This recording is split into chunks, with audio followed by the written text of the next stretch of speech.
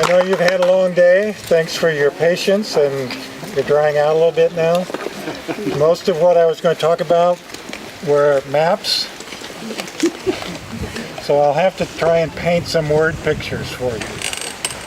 Okay, we'll see how well that goes, but I'll try and just hit the high points then, since we don't have the visuals, and then answer your questions. Okay? But let me preface what I'm going to say is from the very beginning, this pipeline was not about building a pipeline. It was an energy company, a for-profit, unregulated energy company, whose subsidiaries were finding stable revenues, okay? The last 10 years, Dominion's energy sales have been flat or declining on a weather-normalized basis. If you're the company with shareholders, that's not good news. So you look for a way to get more profits. By building a pipeline that gives them 50% more profit than building a power plant or a transmission line, that's a very creative financial solution. That's what's driving this. And until we give our energy companies another way to make money besides just building things that we really don't need, they will continue to do so. Because the executives get paid by the shareholders. And the more they return to the shareholders, the more they get paid. So there's a very strong positive reinforcement loop that keeps them doing these things. There are a lot of bright people there. Many of them know that these aren't necessarily the best things for their customers or for the environment. But when the financial incentive is so strong, they're going to keep doing that. So part of what I've been working on, besides pipeline issues, is to try and reset the energy system in Virginia so that our energy companies can prosper, but by doing things that benefit the rest of us and also care for our environment. Unfortunately, we've got lots of solutions nowadays which lower our costs and also have cleaner ways to generate electricity. So that's the commercial, but we really need to keep that in mind. If we just say no pipeline, no this, there's too much money at stake for this, there's too much embedded power, they will keep doing it. If we want a successful society and culture, it's got to be successful for everybody. Okay, so we have to find a different way for them if we want a different way for us. Okay, so let's talk about the pipeline. From the very beginning, what's the message been? This is absolutely essential for us to have enough energy in Virginia. It will be cheaper. We will give you energy cheaper than you've had it before. And while we're doing that, we're going to create thousands of new jobs. Okay? So let's deal with that part first. Because that's what FERC is supposed to decide on, right? They issue a certificate of public convenience and necessity. Means, is it needed and is it good for us? Or is there a net public benefit from the project? I know this group won't be surprised to know that FERC never really evaluates that. All they need to authorize a new pipeline is to have a bunch of signed contracts. In the case of the ACP, those contracts are signed by subsidiaries of the owners. Not exactly an arm's length, open market kind of transaction, right? When you say, well, is there public convenience? And they say, well, the pipeline will earn all this money. They will bring you this in taxes. They will create thousands upon thousands of jobs. That's a net public benefit. But they never look as to whether that's really true. Okay, so let's take our own look at that. That's how the pipeline was pitched when the application went in September 2015. Has anything changed since then? My first comments were based on information that the companies themselves have provided. It's not necessary. It's unnecessary for us to have the gas we need. Well, why is that? One is our need for this gas is not as great as was projected. First of all, for the Atlantic Coast Pipeline, 80% of it, nearly 79.2%, was for new power plants. Dominion was proposing 2. Those power plants have been canceled. Dominion said we have plans to build no more of them. In North Carolina, they had 6. 4 of them were canceled, then 2 more were just added on last year. But the first one was supposed to be needed in 2018. Now the first possible one is 2025. See, it's gone already. Yeah. So what that means is, and I'll get to the phases in a minute, if the pipeline goes into operation in 2020, as Dominion currently proposes, only 20% of it would actually have customers. They would be the traditional gas distribution customers in Virginia and North Carolina. 80% of it would have no use whatsoever. Okay? Now, is that a need? You say, well, wait a minute. Those power plants might be built. They might be doing this. Industrial use might pick up. It turns out that FERC has been busy in other areas. Even before the ACP and the MVP were approved, they approved the expansion to existing pipelines, like Transco, like Columbia Gas with the WB Express. The expansion of those pipelines just in Virginia and the Carolinas are greater than what the MVP and the ACP will provide together. So it says, so even, what I'm saying is, even if you accept the initial arguments that we need to build all these power plants and all our traditional uses of gas will grow, we have fulfilled all of those requirements already. Those expansions are in service in 2018. Now what happened is FERC said, we want to approve this expansion to Transco, for example. And all of that subscribed to that were either gas producers or gas marketing companies. People looking for customers, right? Those are not end users like utilities. So when it came time to look at the ACP, FERC said, well, we're not going to consider that we just approved an addition in capacity that's greater than the ACP. Let's just ignore that, even though that's all available to Virginia and North Carolina. After the amount that Cove Point reserved from that project, the remaining capacity was about equal to what was reserved on the ACP.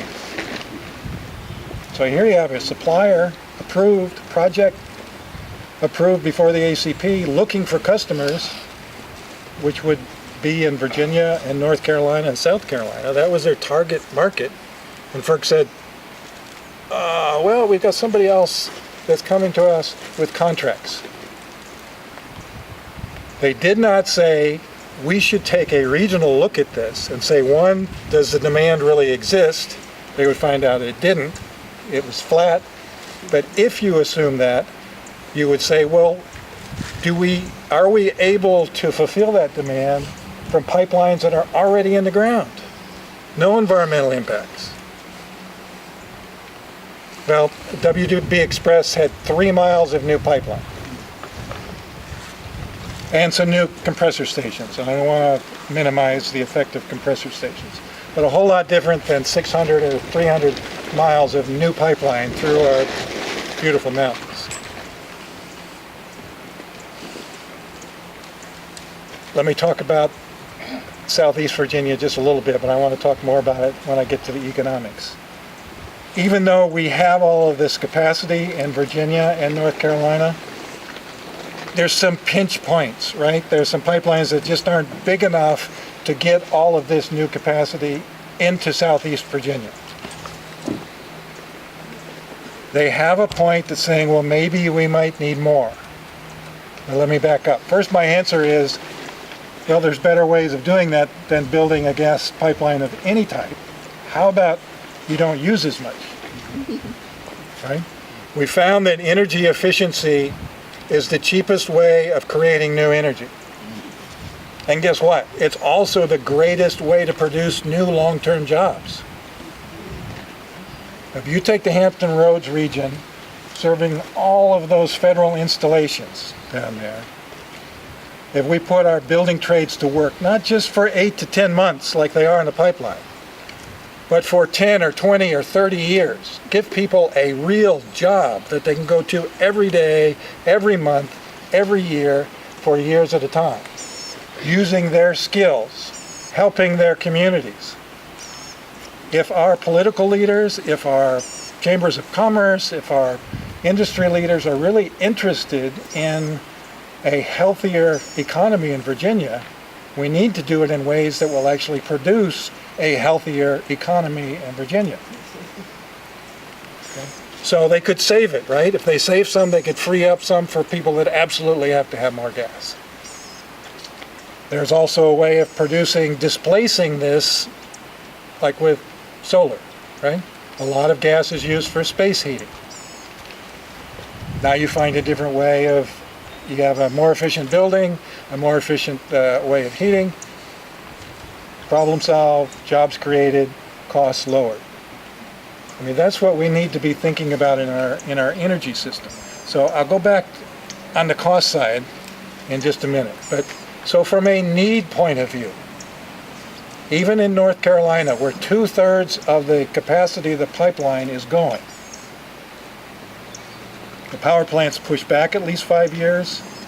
And one of the slides I had was to show you the forecast of Dominion.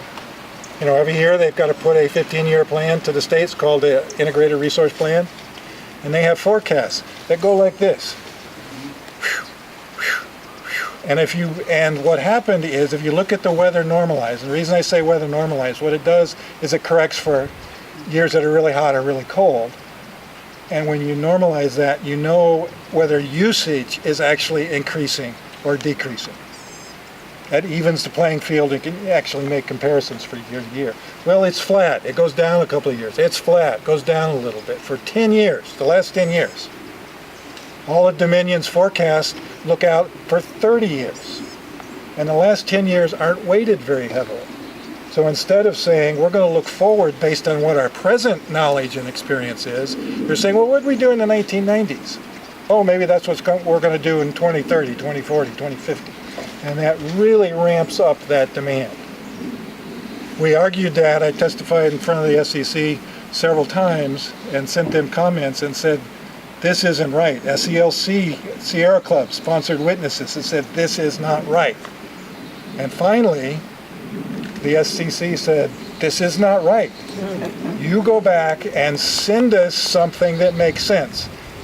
Base it on the PJM forecast, which was a whole lot smaller, nearly flat, instead of Dominion's ramp up like that. And the same thing's happening in North Carolina. Now, why is that happening? It goes back to what I talked about before. If you're a utility company or the parent company of the utility, you make money when you need to build new things. If you need to build a new power plant and that power plant needs gas, then you get to build a pipeline. All of those are multi-billion-dollar revenue and profit opportunities, okay? Those executives are in the business to make the most of that. I can't fault them for that. That's why we need to change the rules. I can fault them for telling us all sorts of stories that aren't true. But for them to try and pursue an economic avenue for their shareholders, that's what companies do, right? We need to make them, or give them, an opportunity to do that responsibly. And what's happened here is the people that are supposed to make them do that responsibly, the regulators, have been asleep at the switch. Now, what I did for a number of years, and no oil for me, I was in the gas and electric utility business for a number of years in Michigan and New York State. And you can imagine in New York State, they were very serious about water quality issues. Very serious. When you're trying to build a multi-billion-dollar power plant, they held your feet to the fire. And our point of view was, that's a good thing. We are here to provide energy in the most responsible and cost-effective way for our customers. So these things needed to be balanced. And they can be balanced as long as you approach it in the right way. But FERC is a different story. I made a comment earlier today that in the past 20 years, 400 pipelines have been approved, and only 2 they've said not yet to, and 1 LNG facility out in Oregon is still bouncing around. Okay? That's not my experience in the business of state and federal agencies approving energy projects. Their very first question is it necessary? I mean, that's why I started on the economic and need side, because in my experience, the environmental stuff, my department did all the environmental work for the utility. So, I felt that was very important, but I saw in the regulatory process that was listened to, but very seldom made a difference in whether a project was approved or not. Sometimes an endangered species would knock something out, but most of the time adjustments were made, but if it was needed, check, off we go. Okay. But also, if it was not needed, no. Process over. I worked on several multi-billion-dollar projects where that occurred because we didn't use as much energy as we used to. For the first 100 years of the electric business, as population grew, as our economic activity grew, our rate of electricity use went up even faster, which is why all the laws are written to encourage these companies to build more. Because it was our experience, look back into the 50s and 60s and 70s, that's what drove our economy, right? But ever since the first energy shock, the first oil embargo in the 70s, every time we built a new power plant, the cost of electricity got higher. Right? Imagine you're going for decades and decades, and every time you built something new, it got cheaper. Okay? That's called a decreasing unit cost business. So you want to do more of that, right? Let's do more. It gets cheaper. Then all of a sudden, and nobody noticed, most people didn't notice until the early part of this century, that since the 70s, every time we built something new, it got more expensive. Well, if you're a customer, what happens when all of a sudden something you sort of need and take for granted gets more expensive? Sooner or later, you say, well, maybe I don't need to use so much. Maybe there's some ways like today where I can put some solar panels on my house or something. That drops what the utility needs to do. What happens then? Well, you can't get permission to build a new plant. Right? So that's what's been driving this whole need issue. That's what's been driving the narrative from the executives. We absolutely need this. It's essential for our prosperity. Many of you may have worked or owned businesses of your own. When you found that your people could produce more goods or services for the same number of people, is that a good thing or a bad thing? That's called productivity, right? If we can produce more goods and services using the same or less electricity, is that a good thing or a bad thing? Well, it's a good thing if you're a family or a business, but today it's a bad thing if you're a utility company. That's what needs to change. But basically that's the need issue, okay? The fact that in this nation, over the last 20 years, we've built twice the amount of our peak national use in 2017 in gas pipelines. That doesn't count any of the pipelines we built in the 20th century. Okay, so do you think we're short of pipeline capacity? In a few places, maybe you need a little connector here and there. But as a nation, we have far more pipeline capacity than we have demand. Okay, now what are we hearing? What about export? What about export? Okay, great question, thank you. I'll give you, here's a little. So if you're Wall Street, and I'm getting a little bit more in depth, but I think you guys deserve it. What happened in 2008? Well, we had a mortgage security meltdown, didn't we? What happened to that money from Wall Street that was invested in all those mortgage securities? Well, they said, let's get out of these. Where did they put it? In 2008, we had our highest ever price for oil and price for gas in the United States. So wise investors that they said, these things look like they're going to keep increasing in price. If we put our money into oil and gas exploration, we'll make a bundle. Well, a number of things happened that fell off the roof, but what really happened is all these people went into oil and gas exploration, but the conventional way of doing it was declining. There was a certain kind of well that would decline slowly over 20, 30, 40, 50 years. That's what our fossil fuel developers were familiar with.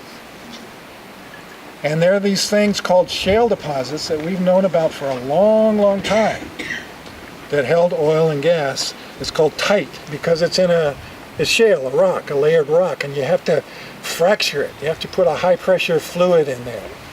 Put little sand grits or ceramic grits to hold that crack open so the gas will float out.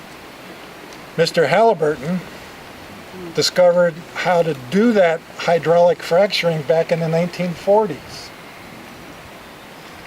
But it was always too expensive. So now you've got a high price that will justify you spending a lot more money to go after the gas. And that's how we got into fracking. About 10 years ago in a big way, a little bit earlier than that. But what happened is these drillers that had been accustomed to wells that declined over decades found out that the shale wells declined within 3 to 5 years. They'd reach peak production real fast and they'd fall off real fast. In 2016, they needed 1,000 new wells in Pennsylvania just to keep production the same. So if you're a driller, what do? You say, I was counting on 30, 40 years of revenue without having to spend more money once I drilled the well. I'm short of cash now. I can either pay my loans or I can go out of business. So what did they choose to do? They paid their loans. How did they pay their loans? They kept producing. So when everybody kept producing, but the demand stayed about like this, you had supply that went way up, demand that was fairly stable. And what happens to the price when you have more supply than you have demand? It went way down. So what did everyone think? How did the industry recast that narrative? Oh, we have a huge supply. Wait, how did I say huge or something? No. Huge supply of natural gas at very low cost. That was not an honest representation of what was going on. But what did you read in the newspapers? 100 years, right? And even that, don't get me going on that. But anyway. So the supply was artificially priced low because the guys had to pay their loans. So Wall Street says, how can we get the price of natural gas up? People say, well, ramp up demand. Well, I won't get going on the clean power plan, but in my view, I think that was a natural gas industry way of slipping in a whole lot more gas-fired power plants because they are clean producers. Right. Transition. Right? Yeah, exactly. And we know about the greenhouse gases associated with methane and so forth. I won't get into that today. But that drove a lot of the interest in building new gas-fired power plants. Okay. Everybody wanted a gas-fired power plant. Especially in Dominion, because of something you probably heard of called the rate freeze. When Dominion retires an old coal plant, let's say, or an old oil plant, the rate freeze is collecting money from us as ratepayers as if it was, I think, 2007, but at least 2013. And even when they shut down those plants or put them in cold storage, because it makes a difference, if they retired them there'd be another issue. If they just put them in cold storage like they're doing, they're still operating. So they're collecting all the revenues as if they were operating like they were in 2013, collecting rates as if at the depreciating cost, but they don't have payroll for those plants. They don't have fuel costs for those plants. They don't have operating and maintenance expenses for those plants. So they've saved a whole lot of money, but the ratepayers are still paying just as much as they did 8-9 years ago. Okay, you're shaking your head. I haven't heard that before. How does the SEC let them do this? Back to the connections of the incestuous relationships. Right, because in SEC, there's the son is, he's the son of a legislator, and his wife's. I mean, that's how it. Right. Those things. I'm not But kidding. somebody's got to show them the numbers. It's like, Well, the reason they can do that is the General Assembly passed a law that let them do that and took the SEC out of the equation for years, at least through 2021 now. Okay? So I didn't mean to go off on that tangent, but I want you to understand why there's so much pressure for these projects. When the Atlantic Coast Pipeline is built, it is the intention, Dominion testified at the IRP proceedings, that they want to pass through the full cost of that contract through to the ratepayers. Right. Now, for years we said, make them tell you what that is. Dominion would not. In fact, this year, even when the SEC rejected their application and said, tell us the cost of pipeline transportation, rather than put the ACP cost in, they put Transco's cost in. Because here's the problem. Back when we had this great surplus, West Virginia didn't have a lot of pipelines that took the gas to market. That's called stranded, right? If you're stranded, you've got to cut your costs to gas. They only transport gas. There's a separate contract between the end user and the gas supplier. And then there's a cost of transporting that gas. All right? Because there's a lot of misconceptions about that. I think the ACP is selling gas. They are not. Cove Point does not take ownership of the gas. They only get paid to liquefy it. In fact, they get paid whether they liquefy it or not. That's the nature of their contract. So now we have the difference in price being the cost of the difference in pipeline transportation. So if we're in Southeast Virginia, there are fellow Virginians, right? Virginians, we want them to prosper too. We want them to have choices. But what have they been told? It's absolutely essential to have the ACP, and it will be cheaper for you. Now, if you add the cost of transportation on the ACP, how do we know what it is? It's published. It was agreed on with FERC several years ago. It's published. They negotiate a rate a little bit below that, but that's confidential, so we'll use the published rate. If you take not even the cost of gas now, because it's a little cheaper because we still have a surplus, but if you take a little higher price gas, plus the cost of the ACP, that adds at least a 60% premium on the cost of gas. Now, if you assume the ACP's gone up in price by 50%, and 3 years after commercial operation, they have a chance to go in for a rate increase. And who's going to complain about a rate increase? They own all the subsidiaries that sign the contracts.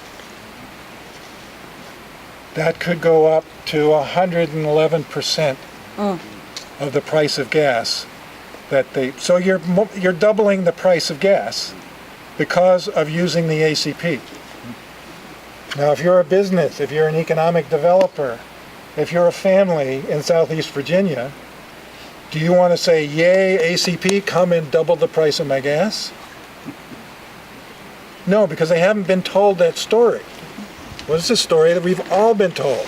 We need it, it's less expensive, and it's going to produce thousands of jobs. So the public benefit does not exist.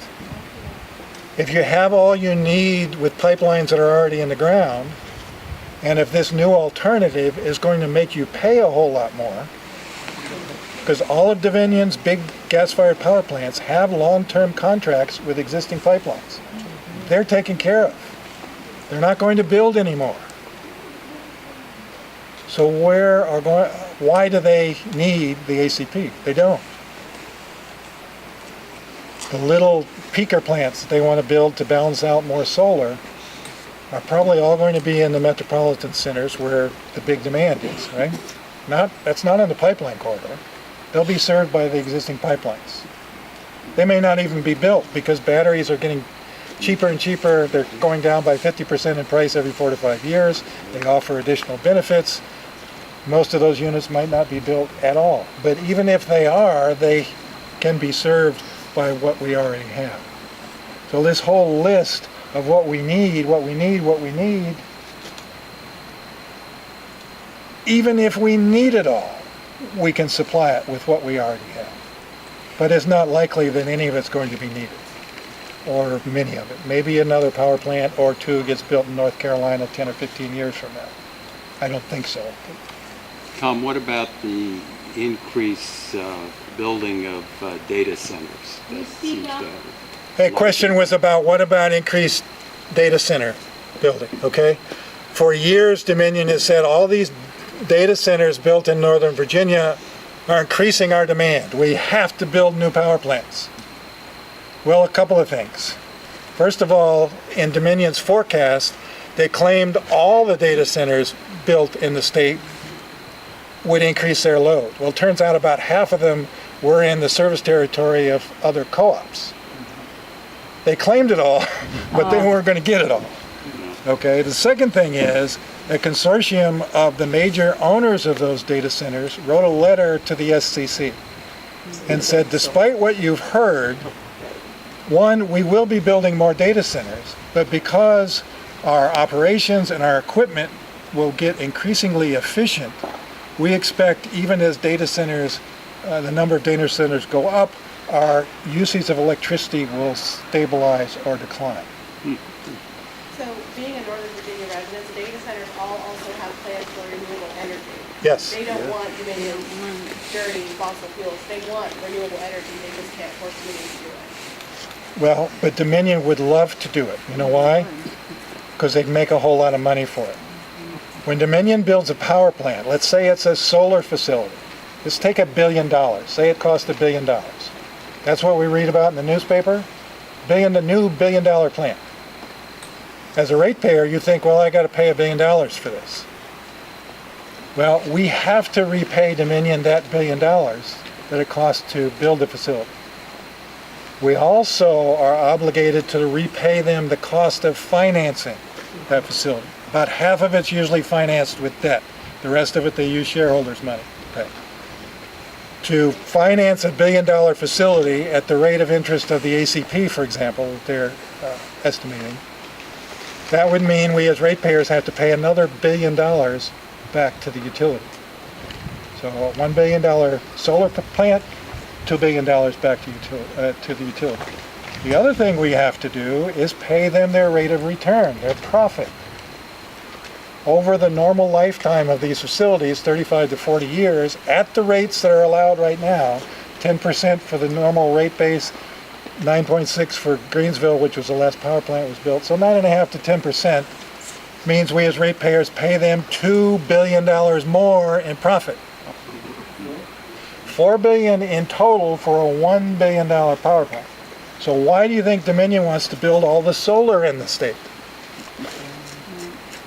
One is they make a boatload of money from it.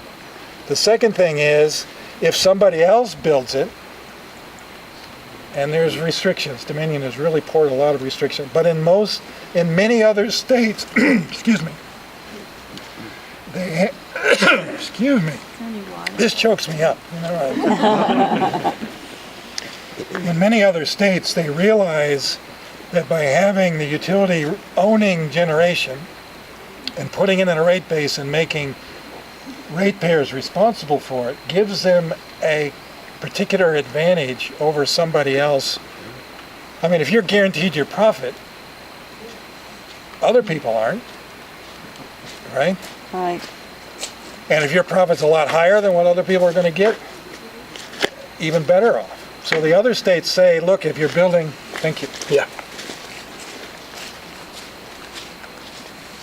If you're building a solar facility, for example, it would be better to have an XYZ solar developer build it, sell it to Dominion at a fixed price, that's called a power purchase agreement, and that's all that Dominion could then pass over to the ratepayers. There's no extra profit for them. It's just like the fuel cost thing. The fuel they have to get reimbursed at cost for, okay? So by having them do things like solar, like energy efficiency would be the same thing. Energy efficiency is supposed to save us money. But Dominion was 51st out of the 52 largest utilities in the United States in energy efficiency. Why? Are they that bad? No, actually Dominion is quite a well-run company. They really know how to control their costs, mainly because their revenues are fixed from the old days. The more they control their costs, the more profit they make. That's supposed to be balanced off every year or two in every other state. Virginia, we've postponed that since 2013 to 2021. So the better they can get in their operations, the more profits they make, and that goes to the shareholders. Yes. I want to go back to the question about LNG. Yes. What is the worldwide market for that look like? And many of us in the fight have been involved from the beginning, thought that a lot of this could be going for export. Okay. Is it? I want to address that. I also want to get to the alternatives. You got me going on my soapbox here on some other things. The market for, well, the plan for exports in the United States is to export about 10% of our total natural gas production next year to other countries and grow from there, maybe on up to 40%. There's a couple of problems with that, but let me back up. Why? Now, the narrative is this is for energy dominance. It's also called energy security, which is strange because if we take a valuable resource like natural gas that is currently cheap and we give our cheap gas to other countries only so we can pay more for it later, Yep. is that energy security for the United States? No, that's job security for the energy company executives, right? That's not how this is supposed to work. I've been in that industry and I'm all for them prospering, but it's supposed to be a balance between a fair return to the shareholders for a fair price for the customers. That's the whole nature of this monopoly. Now, the gas pipelines are not a monopoly issue, but they're sort of treated like it when you get to use your own businesses as customers and get exactly what you want without proving whether it's necessary or not. But the exports, to go back to the exports, is the way Australia's been exporting gas for 10 years. They're the second largest LNG exporter in the world. Their domestic prices have gone up by 300% during that time. That is exactly what there was a study to the Department of Energy a number of years back saying if U.S. exports LNG, prices will go up at home. Except the energy industry went and hired that same consultant, paid him a whole bunch of money, and now they're saying, well, it'll probably just go up a little bit. Okay. So the more we export, the more and there's a couple of reasons for that. One is you have a world price. Now we can't export at this time below the price in Europe. Cannot. It's like if you're still having your attention, I'll give you a little bit more information. We have this geopolitical battle with Russia, right? Saying if we can somehow lessen Russia's energy dominance and influence in Europe, that would be good for the United States. So we are fighting a country with the largest reserves of gas in the world, Russia. Maybe second largest now, but huge, much more than the United States, that can They're conventional wells, not shale wells, so it's a whole lot cheaper to get, and they can transport it by pipeline instead of LNG tanker. Now, it costs between $4 to $6 per 1,000 cubic feet to liquefy and transport gas to Europe. Okay? So if our gas right now is, let's just say, $3. But if we transport it by, let me just take you through this in there. Take West Virginia gas at $3. Add the MVP, which is another $1 just to get it to Transco.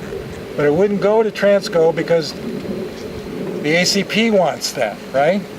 So they're trying to find a way then to take it down the ACP, which adds almost $2 more to that.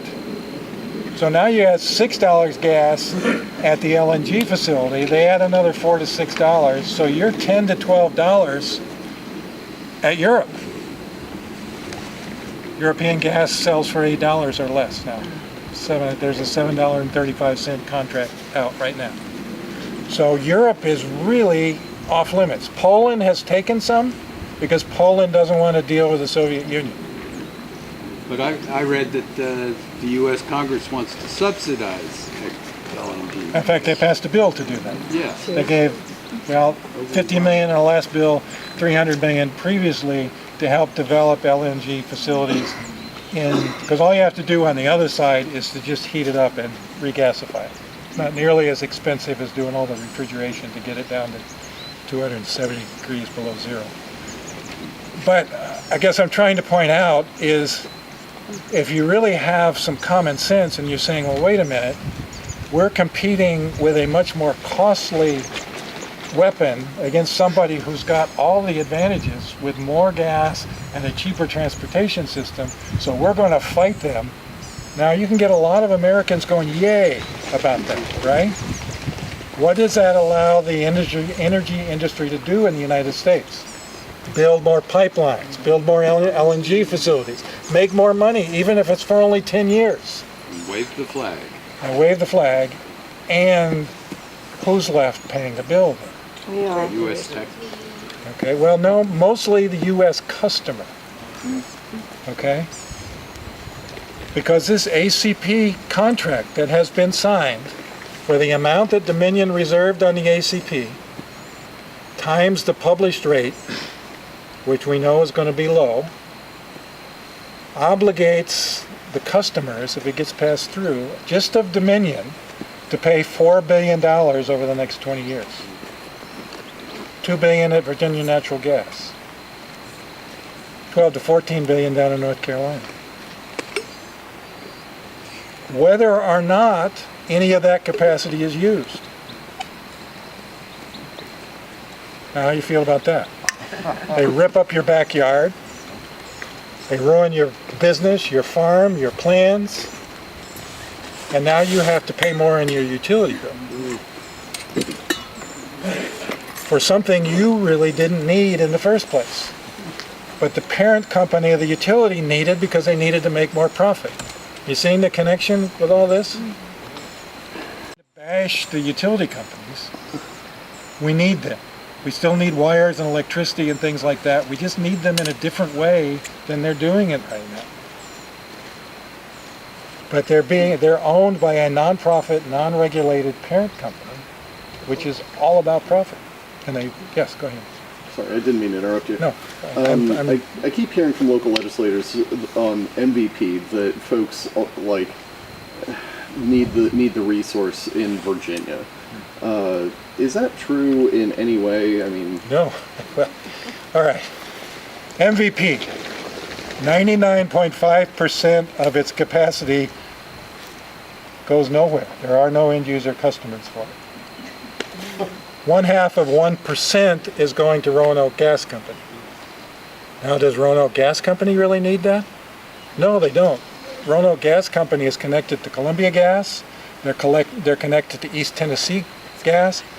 Both of those have expanded their capacity hugely in the past year. But yet they said we need yet another pipeline to supply Roanoke. And as a result of that, they're now going to pay a whole lot more to transport that gas than they do over their existing connections. It's because, here we are again, the holding company, the parent company that owns the utility, is an owner of MVP. In fact, they own twice as much as they're actually taking from the pipeline. They own 1%, they're only taking 0.5%. They think it's a huge profit opportunity. It's turning out not to be, because the MVP's gone up in price by 50%, and they're saying, oh my gosh, we got to keep putting in millions of dollars for this thing. How'd they get their first permit? Where's the, you got, what, 99% of it is, So what's our story about how to get a FERC permit, right? In one lesson. What do you need? Contract. use of necessity? No. No. What do you need? Contracts. Contract. You need a contract. That's all you need, is you need somebody to sign what's called a precedent agreement saying, I will commit to taking capacity on this pipeline. Later, after it's built, it's turned into a long-term firm transportation agreement. But so you need somebody to sign a contract. Now, if you look at all the owners of the MVP, EQT, the largest gas producer in the Appalachian Basin, NextEra Energy, which owns utilities down in Florida, Con Edison, a utility in New York City, WGL, Washington Gas Light, right here, and Roanoke Gas Company. Okay, those are the owners. Who are the shippers? They call them shippers, the people that have signed the contract for capacity. A subsidiary of EQT, subsidiary of NextEra, subsidiary of Con Ed, subsidiary of WGL, and a subsidiary of RGC Energy. It's this incestuous relationship. Thank you. So even if they're subsidiaries, if they're signing a contract saying, I'm going to buy this from you, right? They got to have some place they can use it. So are they waiting for their contracts that they have with existing pipelines for the gas that's running their plants currently? Like, are those contracts up to, like they're going to expire soon, and so they'll be able to then just stop buying from where they're buying from? I mean, what are they going to do with that extra gas? Because in theory, they've committed to gas where they're getting gas from now, plus they're committing to this gas in the future. Well, they're actually just committing to the pipeline capacity. So they can just pay the pipeline the doesn't pipeline sell entity. gas. What you're doing, let's say you buy something from Amazon, you buy the product, and then you pay the freight. There's no Amazon Prime in gas pipelines, okay? But you pay the freight. The pipeline is the freight. The gas is purchased separately. So, but what's in it to them to pay for the freight if they're not going to use that capacity? Well, it's a little easier to see with the ACP, so let's start there first, okay? So the ACP, it's 48% owned by Dominion, 47% owned by Duke, and 5% owned by Southern Company. Every single shipper on that is a subsidiary of one of those three companies. Right. Okay, and in North Carolina, 3 of them are Duke subsidiaries. Now one, PSNC, is now a subsidiary of Dominion, now that they bought SCANA down in South Carolina. Okay, so what's in it for them is they expect to be able to offload the cost of these contracts onto their utility customers. So if you're a Dominion customer... So now they have to pay, so they're paying for capacity in existing pipelines because, and they're paying for gas on that, and then they're just adding in the cost for this reserved space in the ACP, even though they're probably not going to really be getting gas from it, and they still get to add those costs into their rates. That's their expectation. They presented the ACP as what Dominion called a portfolio asset. What the heck does that mean? It means we're telling you it's good for you, pay us, and everything will be fine. It's only $4 billion. What's $4 billion between friends? Is there and anything to customers? keep them from using that capacity to purchase gas, but then they can just shuttle up to Transco to Cove Point? Well, no, gas probably won't go up to Cove Point. One, Cove Point's already set with their gas. They're getting half from Dominion's pipeline that goes through Pennsylvania. They're getting about half through this Atlantic Sunrise contract. It was filled in for a few months coming out of West. I won't get into that. But Cove Point's set. And in fact, depending on where you are in the Transco pipeline, there's 3 to 4 pipelines. There's just 3 in Buckingham, and there's 4 north and south of that. that gas is flowing southward. There's so much gas in the Marcellus. There's 5 counties in northeastern Pennsylvania that are supplying most of the population centers in the East Coast now. So, And so what that allows is gas now to flow south, because since the middle of the last century, it's come up from the Gulf Coast. right, right. Okay, so in the last 10 years, that's starting to reverse, and now it's going as far south as South Carolina. So when that map was up there before, it showed something in Chesapeake as a proposed potential future Dominion export connection point. So is that what's we're thinking is going to happen with that extra gas, or they're going to build some sort of No, a cracker facility so that they can, you know, do other things to get the gas broken up and sell that, or make a plastics factory, or they're just going to leave it empty? There is no application. There's 42 LNG facilities either in operation, under construction, or proposed in the United States right now. LNG exports. Okay, does that scare you a little bit? Not one of them is in Chesapeake. Okay, there's some complications to this. One, this pipeline is not large enough to really service a big LNG facility. Second thing, LNG facilities, you think a pipeline is a sitting bomb? Yeah, really. You condense it by 600 Sure, times sure. and put it in a tank. Sure. So to put one of those next to all those, you know, Urban centers. Navy installations and things like that, I Maybe. think the DOD might say, I think you can find a better place. Okay, so it's unlikely that gas is going this way or this way for LNG exports. The plan is, let me get to that, because I'm sorry I've been long-winded here, and I want to make it's sure I get your questions. The plan is,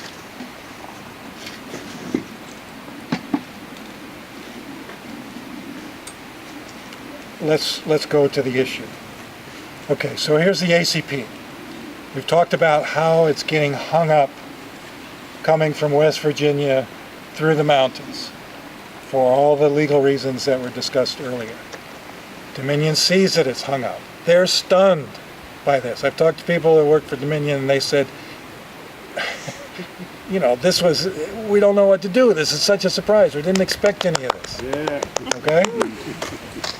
So, but the smart people that they are, knowing what's in their financial interest, you have to keep this in mind. They're not dumb people here. And the utility is different. Your friends and neighbors that work for the utility are different from the people that run the pipeline and are at the headquarters for the holding company. All right? So what they're saying is, look, we've been telling our shareholders for years that this is going to be a great deal for us. We're getting hung up. Our shareholders are starting to ask us some tough questions that we have to really dance around on. Well, they do more than dance. I mean, they're tap dancing on their head. They're not telling very truthful answers to some of these financial analysts right now. In fact, I've written some. I said, here's the real story that they didn't tell you in that last earnings call. But anyway, so what they're looking for is to take what they can from Buckingham south and east. There are not any big permitting issues. So as soon as they can, and what that means, we're not certain. They are planning on fall. As soon as the tree cutting season opens up again, they want to start construction here and go south. Remember, there's 2 power plants they said that were absolutely necessary to have the ACP?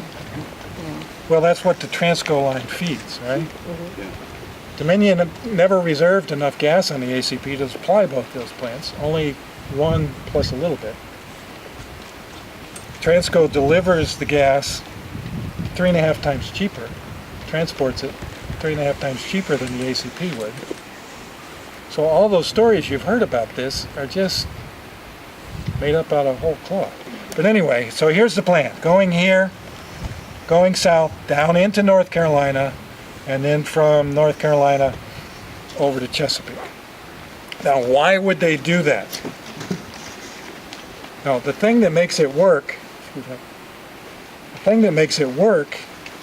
is they have written a letter to FERC that says Transco can supply all of the capacity that Duke needs in North Carolina.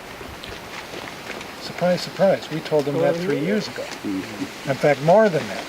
Now they're admitting it.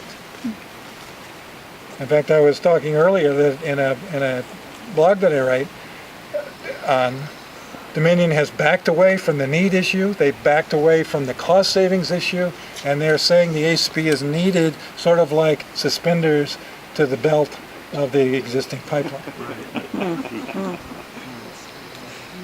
We'll charge you $8 billion just for something you might use once or twice in 50, 60 years. Called energy security, Yeah. I mean, it's, redundancy of systems. anyway, I don't want to get off on that. So this would be phase one, proposed to start in the fall of this year. And it would take about a year to build that out. And they'd need that Buckingham compressor station to do that. That, if you look back, I mean, if you look back at what happened with the air quality permit, if you look back with the EJ issues, you saw so much manipulation going on, right? Board members removed, saying nobody's there, all of the things. This is crucial to them. Now, they could have gone anywhere along here. All they need to do is connect to Transco. There is nothing particularly magical about Buckingham, except they thought that would be an easy place to get away with it. Yeah. Okay? So they go down here.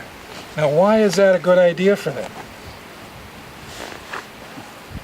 Because every one of their shippers can be served from this. Now, Dominion doesn't need any capacity, right? No new power plants. All the ones they have are taken care of. They don't need to take any gas off here because they don't have any place to use it. Although they would still probably try and charge a portfolio asset in for $4 billion. But they can serve North Carolina, they can serve Virginia natural gas, and they would be able to say, well, it's available to our own customers here in Virginia.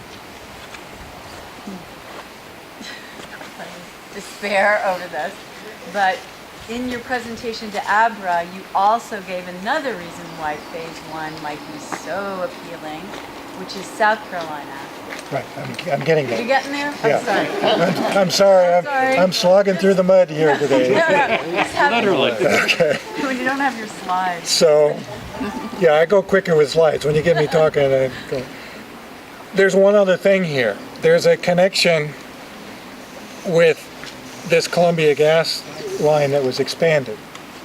In fact, when Dominion first made their application, they said Columbia Gas can take all of our allocation, 300,000 decatherms per day, and transport it into, I had a nice slide about Columbia Gas, is how all their pipelines go through Virginia. Okay, they're the majority gas provider in Virginia. So but in that WB Express expansion, they made another connection, where am I? About in here with Transco. So that can get from West Virginia, connect to Transco, and move down here. Now, nobody is yet, at least in terms of policymakers, is saying, well, you know, if it's already on Transco, Yeah, why don't you just keep going on Transco? yeah. Transco has served North Carolina reliably since the middle of last century. And it's cheaper, what I said before, it's cheaper to use existing pipelines because they've been mostly paid for by previous users. They're So- not running up these new bills for, you know, all this new pipeline and delays and everything else. So I'm presuming you saw that interview that the Bloomberg reporter had with the CEO of Duke. Yes. And got, when she got pushed to like talk about what would Plan B be. So would that mean then just getting the gas from Transco and then building an intrastate pipeline in North Carolina to Yes. serve them? Pretend I've got the rest of my slide here. Yeah. Okay. We're down in North Carolina. Transco comes across North Carolina. The population center's over here. Raleigh, Durham, Chapel Hill. There is a pipeline called the Cardinal Pipeline that comes off Transco and goes into Raleigh. In fact, the ACP is designed to connect to it. There's an energy center proposed way down here, just over the before the South Carolina border, that a long pipeline was going to be built to connect to the ACP. It's actually shorter to get to it this way from Transco. Now, what Lynn Good, the CEO of Duke, said, if we can't get something north to south, we need to go, west to east. And what that meant to me was, take it where the capacity already exists and take it where you need it. Now, where do they need it? Well, they don't really yet. Okay? All of Duke Energy Progress, all of Duke Energy Carolinas was for power plants that don't exist and won't exist at least until the middle of the next decade, and probably well beyond that, if ever. Piedmont Natural Gas, which is a natural gas local distribution company, more than half of what they had allocated was going to power plants too. So that doesn't exist in North Carolina. Only for the local gas distribution companies, which would be Piedmont and Dominion subsidiary PSNC, Public Service of North Carolina, and over here for Virginia Natural Gas. Only 20% of the capacity of the pipeline. But even if only 20% is used, they will expect to be able to get 100% of the cost of those contracts recovered. So again, this is not about the ACP being required to supply the gas. Transco's down here with more capacity than the ACP would provide. Already connected to these power plants and gas companies in North Carolina, and those connections could be enhanced if necessary for a whole lot less than 2/3 of $8 billion, let's say. Is Dominion's Plan B and Duke's Plan B the same thing or No, different? this is Dominion's Plan B. Phase 1, Phase 2. And Phase 2 probably has a number of different variations depending on where they're looking to cross, whatever. Because, remember, it was important that you understand that the ACP does not own the gas. So really, they don't care whether the gas comes from Transco or whether it comes from West Virginia. The only thing they care about is how much can we charge for our pipeline. And the more pipeline they build, the more they can charge. So that's why they will continue to pursue this, because their profits get higher. And they don't care about prices increasing, because if the price goes up, they still get their 15% rate of return. Remember, 14% just on half of it, 15% on the whole thing. So you answered my next question, which was, will Phase 2 ever be built, given that they're satisfying that? Maybe. My guess is it depends on how expensive and how difficult and how delayed it might be. Yes.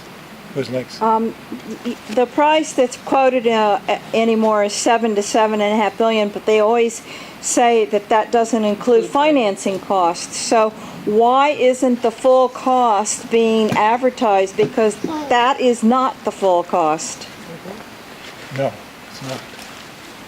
First of all, the cost of financing during construction, there's something called allowance for funds used during construction. A lot of different factors. Is that right? Dominion said that's unlikely to begin until 2020, and they predict a completion in 2021.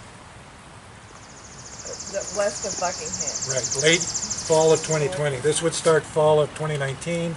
This would start fall of 2020. I think they're being optimistic with that, but they have to tell their shareholders something.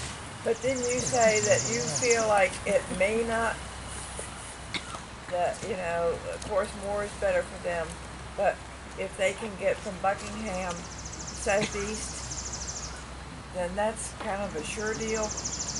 But I won't say it's sure either. I mean, obviously we're going to try and keep that from happening.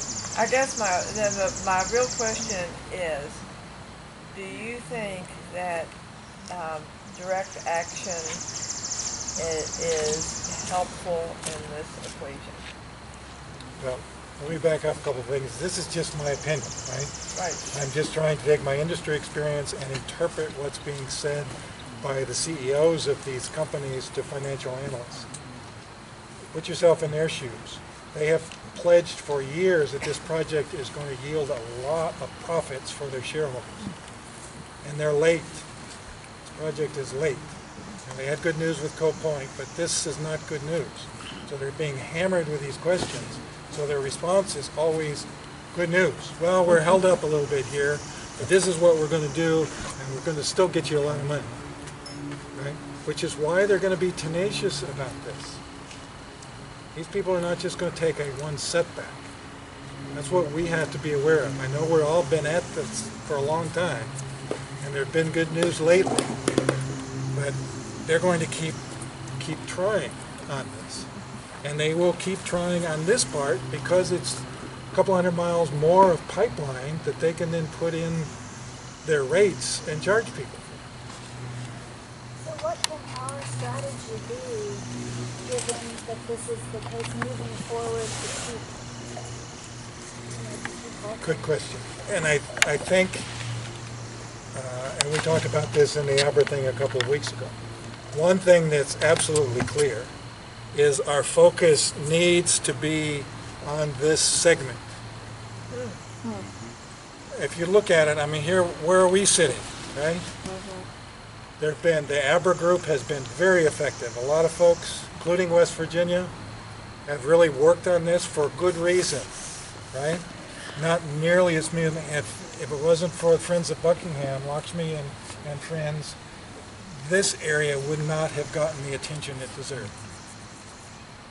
But since this is so crucial, the environmental justice issues need to be at the front down here. The lawsuit against the air quality permit will put a real kink in the works down there. The lawsuit that we're doing to appeal the whole certificate would affect this segment as well. Okay, all of those things really should get a lot of our energy right now. And we really need to combine with the people in North Carolina. We talk about environmental justice issues here. As this goes down, it goes through African American communities, a lot of Native American communities. It's a rural area where energy companies typically like to go because there's not a lot of money to oppose them.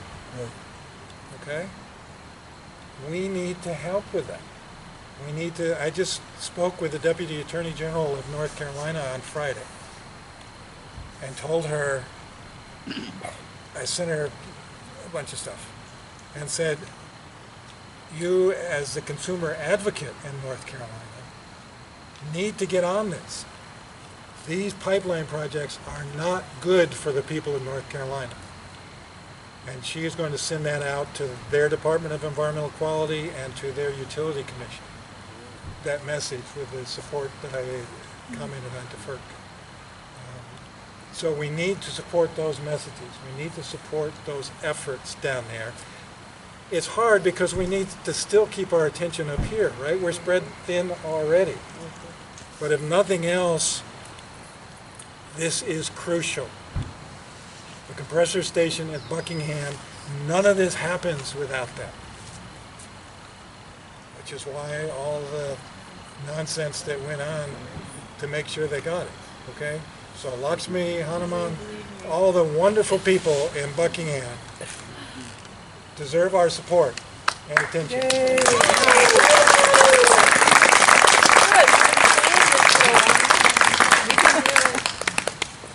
So there's some other things I wanted to talk about, but I would just want to leave it open to questions here to make sure you get your questions answered. I really appreciate everything that you're doing, and maybe a lot of people know the answer to this question, but are you doing this gratis? Mostly. Yeah, I get paid for consulting when I help SELC and AppleMed. I testified in federal court down in the MVP, but most of the time it's just for free because I think this is an important issue. Remember what I'm trying to do, I'm sort of taking a little bit different angle than this. Because I've been in the utility industry, I'm trying to find a win for them. Understand that. And if we can do that, that will resolve a lot of this stuff. And a win for me is not just building this segment. Yeah, That doesn't make sense either. yeah. Okay, we need to keep that in mind. There is nothing about that that provides an economic benefit, fulfills a need that exists, because the need doesn't exist. We've got plenty of capacity that takes care of it. And you still have all the environmental justice issues down there that we have here in Virginia. So Maybe a silly question, but could the actual location of that compressor station be slightly moved so that it's not so harmful? well, as I said earlier in the Could come comment, off in another there was an place. industrial site, and you remember Lakshmi, it's I think it's down in this next county, which would be a lot less harmful. And there was really no reason to, I mean, my department cited a lot of huge utility projects. And I know the process you're supposed to go through in selecting a site for things. And what you do is you make sure you look at all the regulations, requirements, and so forth, and you cross out those areas where that's going to be a problem. Union Hill should have been crossed out early. Well, early, if you're only working on the thing for 10 days, early would have been. I mean, that's, to me, I can't comprehend how a project of this size would have been laid out the way they laid it out. Can't either. Okay, that's one of the reasons I'm in this, is because I'm embarrassed for the energy industry, the way it's been handled in Virginia and North Carolina. It's not right. And we need to call on our regulators, our policymakers, our neighbors, every place to say, look, it's not just a not in my backyard issue. As important as these trees are, and we love to hug them, it's not just an environmental issue. That's what I've been trying to get. It's everybody's pocketbook here, trying to get those people in to say, well, it's not my problem.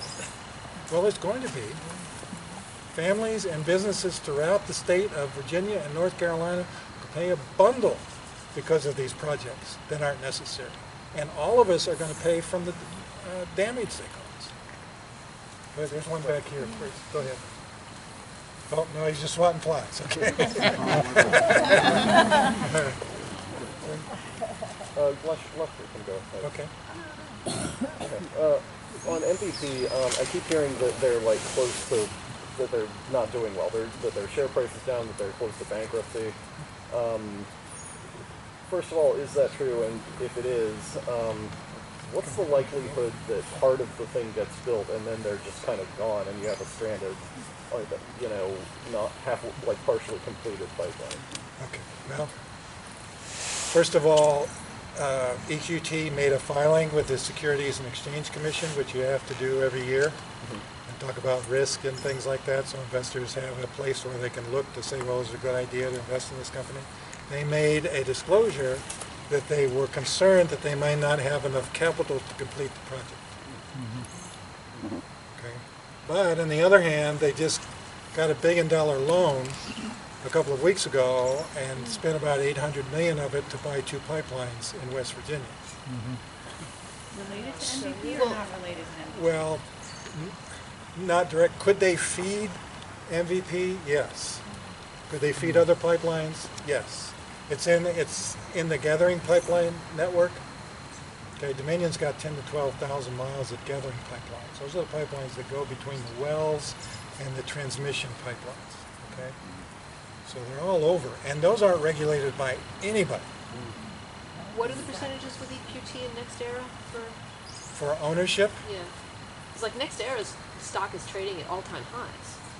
yes. Well, and NextEra has multi-state Right. interests, right? They've got a huge utility down in Florida, Which does a lot of solar. but they just built a pipeline. NextEra was an owner in a pipeline called Sable Trail. They got FERC to approve that, and then they switched their utility onto Sable Trail, which cost their utility about $9 billion over 25 years, and took all of that service from an existing pipeline at a much lower cost.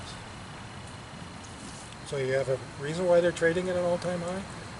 I'm trying to get across to you, these people know finance. They know how to make money. They know how to use their utility customers to feed their shareholders. It's a terrific strategy if you can get away with it. They should be getting away with it. Right. but no one's stopping them. Our only place to stop them is in the courts right now. That's our last resort. If we get a bad answer there, there's not many other places to go.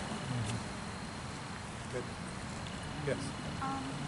Listening to all this in the past for a few years, and I don't quite understand all of it, but it just seems to me that this whole industry is very heavily leveraged, very, I mean, they borrow, and the banks are doing it. And it just seems like a house of cards. And it's like part of it is being fed by the happy off against the get, and it's like, is it very complicated? Let's just talk about the ACP because that's a little easy. Are they highly leveraged? Yeah, leverage means you have a lot more debt. It's like a mortgage. It's like a second mortgage, right? You just keep getting more debt and what you actually own gets smaller. So if you're the lender, you're a little concerned about that.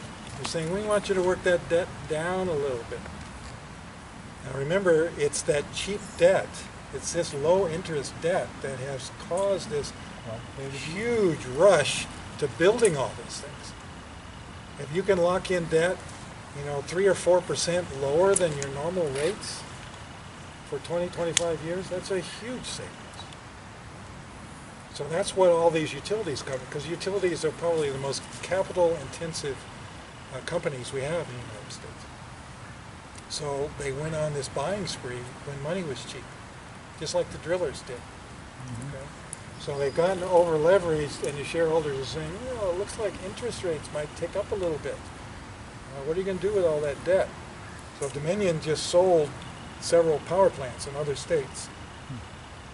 They're not associated with utilities.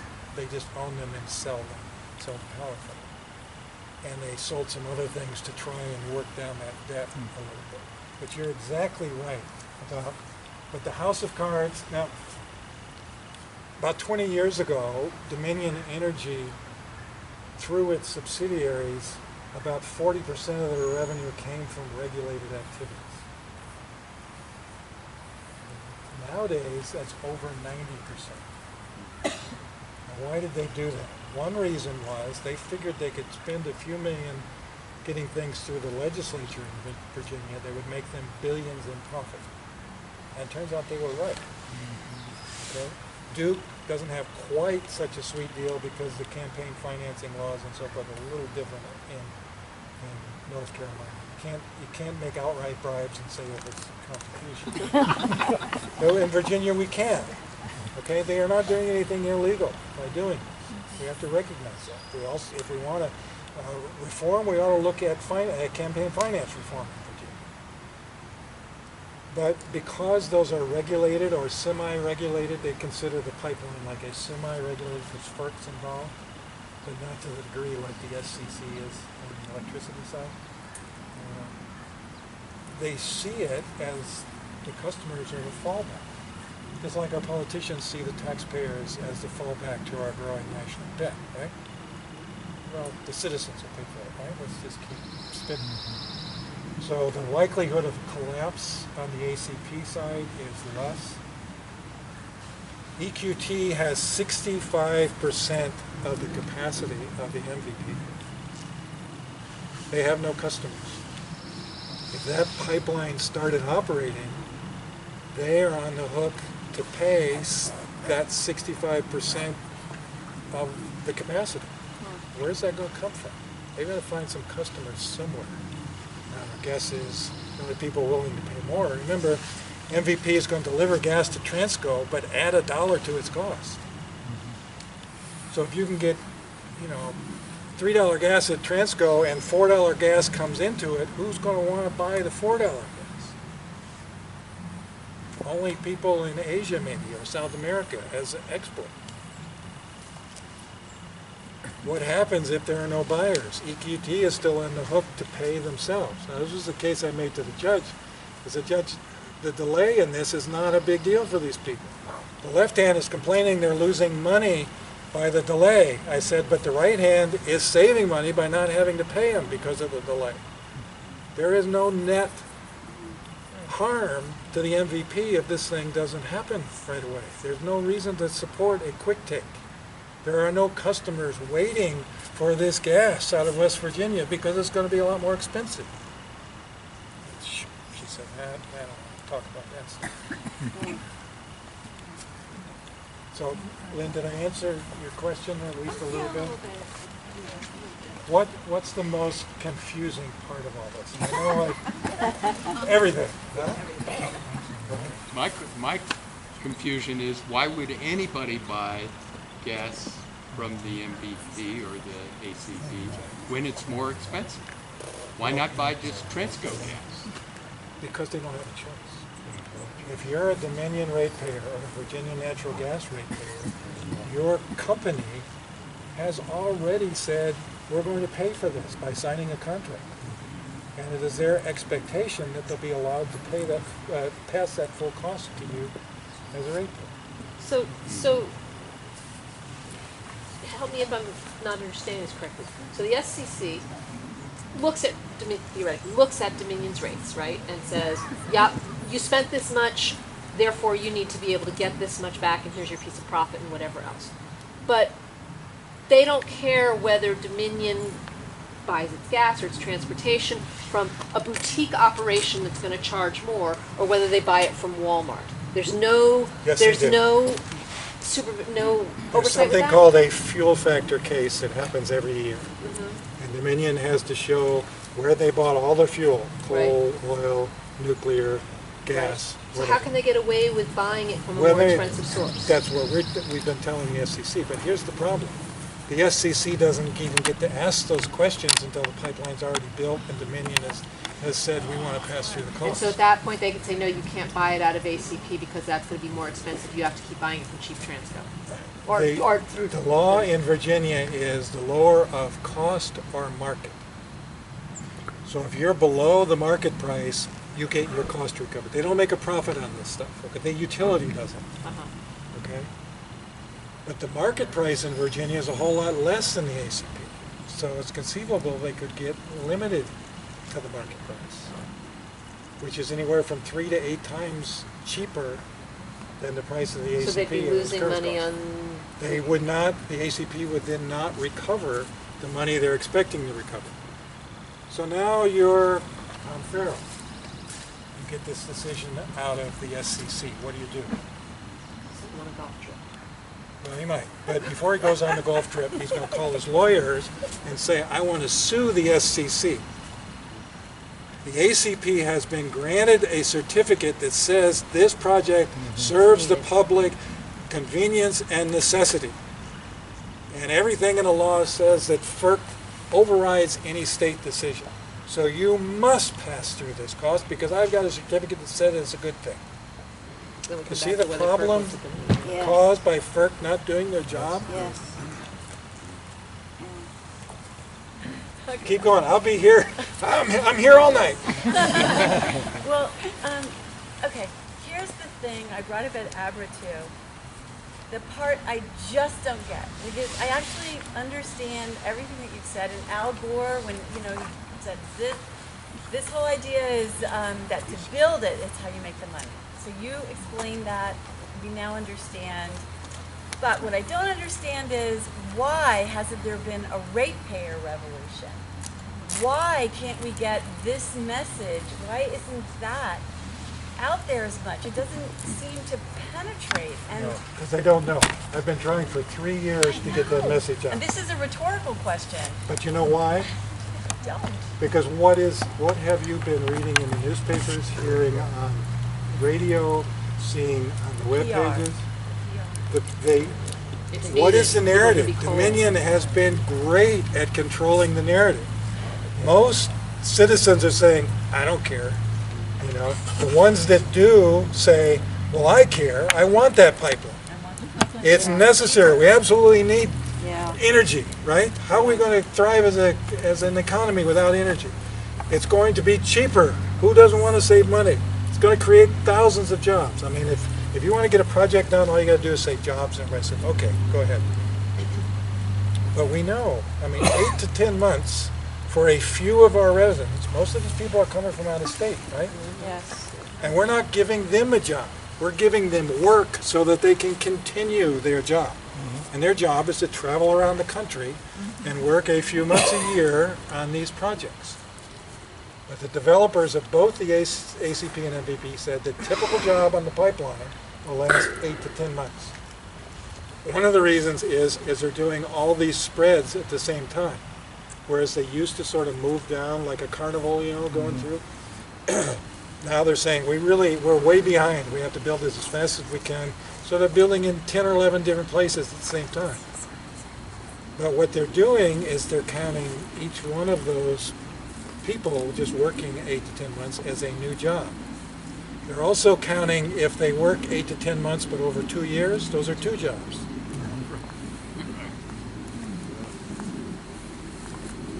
So we want our people to work, right? We want them to have a good livelihood, to sustain their communities and their families. But if we gave them a job for 20 or 30 or 40 years, wouldn't that be better than 8 months? Let's say you had a full-time job. You left it to get paid a little bit more on the pipeline. Is your job going to be available to you when you go back? Not if you were necessary, right? Your company had to fill that with somebody else. So now what? Have we created any jobs? No, somebody else has yours, and now you're out of a job. So I'm trying to give this message to the people. There's a conference next week in Rome that's about energy infrastructure and our economy. And I'll put on my Kevlar vest, and I think I'm going to get up and say, you need the rest of the story. What you're expecting to get from these projects is not what's going to happen. I've been trying to get those people in a room for 3 years, and if I can at least make some of them go, you know, maybe. But the answer to your story is most of the people either don't care or don't know. I think you're really right about Dominion controlling narrative. I just got a notice that in Waterford next Thursday, the 25th, Dominion is holding a Dominion Energy Reliability Public Meeting. So. If you heard if we don't have enough gas, our power is going to go off, what are you going to say? I want a pipeline. No one is going to ask the tough questions. All they hear is, and They hear sound listen, bites, we have friends and neighbors that work for Dominion the utility, right? They come out and fix our power lines when we're out of power. We value those people. So when you hear Dominion, you don't make a distinction which part of it is. You think of the people you know, and you say, well, they're good folks. I trust the company. And they rely on them.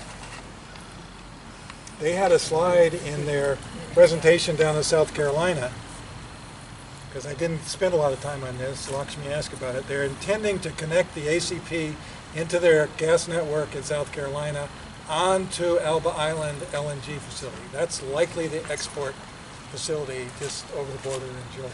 Right. Okay. And they make a lot more money doing it. So anyway, they've talked to their customers for 3 years and said,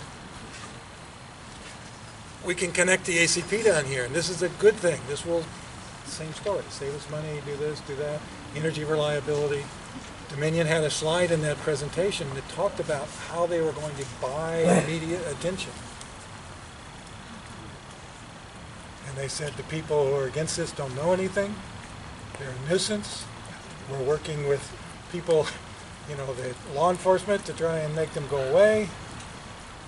And then we're going to do all this stuff to spread our message out. And we will use our money to get our message out. And that, they've been good at it. This isn't related. I have a question. Since Duke has the majority of the capacity on the pipeline, why is Dominion in the lead? I don't know how they decided that, but Dominion has a huge gas infrastructure division. And Duke doesn't? Not as much. Oh. No. Duke actually got rid of all that and just bought some of it back when they bought out Piedmont Natural Gas. In fact, Dominion used to own what's now owned by Virginia Natural Gas. You know, for as gas got, back in the 90s, it was illegal to use gas for new power plants. We were running out of it. Oh, So a lot of these companies divested themselves from Pre-tax, those right. divisions, and now they're buying back in. right. Tom, has your life been threatened, or do you feel at risk for speaking out like this? I don't. Part of me accepts that as a possibility. I said, you know, when I get up, and I've said from the beginning, I'm not opposed to the pipeline. I'm for a good energy system, and the pipeline just doesn't fit in it. Okay, I like to be for things, and put my energy in what I believe in and what I think is good for everybody else. And if I speak up that way, I know Dominion doesn't like it, but since I'm using their information, they have a hard time refuting. So I have been mostly ignored and tried. You know, there was a reporter in Charlottesville who would call me up.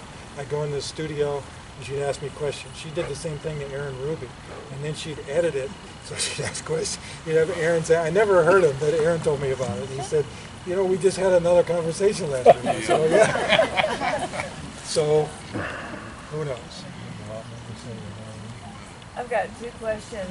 And the people that are the strategists here with Abra, have you all thought about going to somebody with really big money like Tom Stair to come in and do the PR that needs to be done? And then my second question is, what do you think is the risk of it getting back door through the Congress? Like it was said earlier. We have to be aware that that's a possibility.